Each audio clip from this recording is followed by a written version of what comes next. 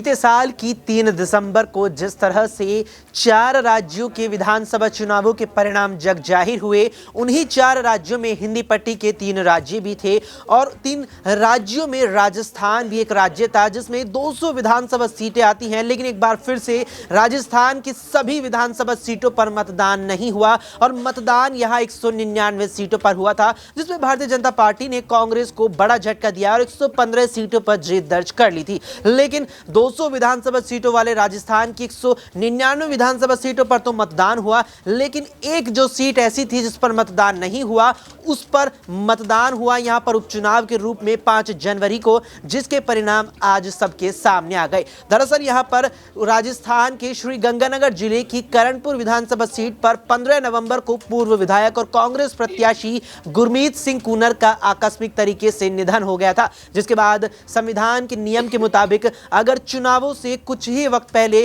प्रत्याशी का निधन हो जाता है या अन्य किसी यहां पर उम्मीदवार का निधन हो जाता है तो ऐसी स्थिति में चुनावों को स्थगित कर दिया जाता है और फिर मुख्य चुनावों के परिणामों के बाद उस सीट पर उपचुनाव कराए जाते हैं, जो यहां हमें 5 जनवरी को देखने को मिले। जिसके बाद चुनावी परिणाम सामने आए। चुनावी परिणाम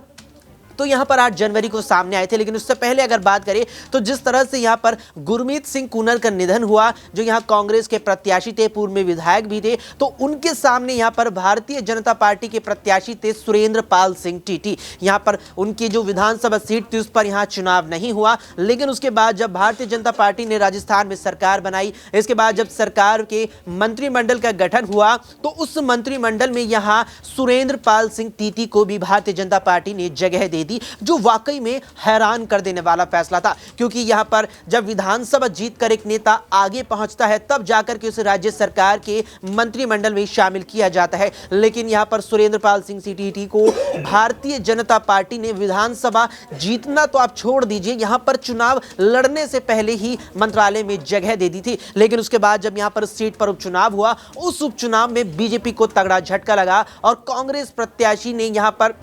बड़ा झटका बीजेपी को देते हुए 12,000 वोटों से यहां सुरेंद्र पाल सिंह टीटी को हरा दिया।